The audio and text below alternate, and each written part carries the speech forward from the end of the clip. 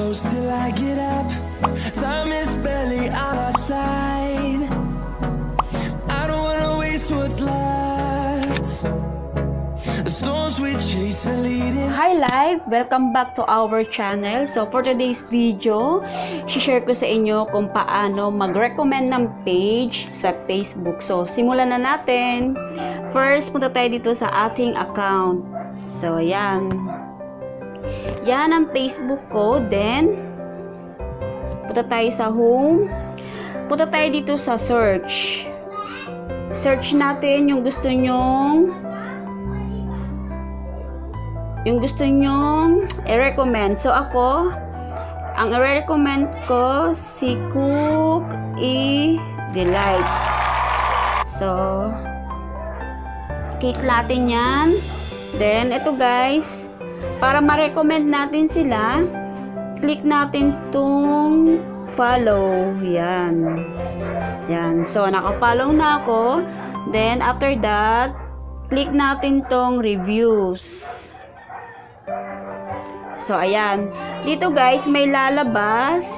Do you recommend Cook Delights? So, click lang natin tong yes.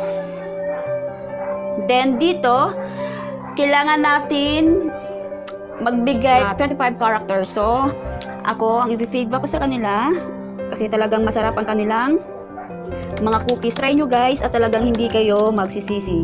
Kasi talagang sarap bukod sa affordable price. Guys, tapos na. After nyan, i-click nyo yung public sa taas. Ito. Ayan. Then,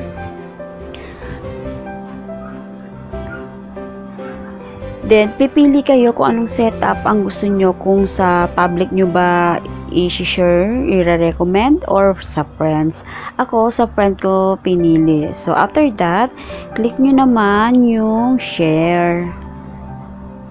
So, ayan. Skip nyo lang.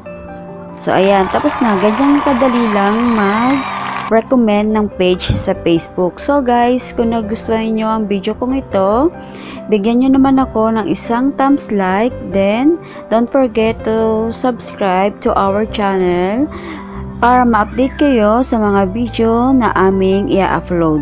Thank you for watching!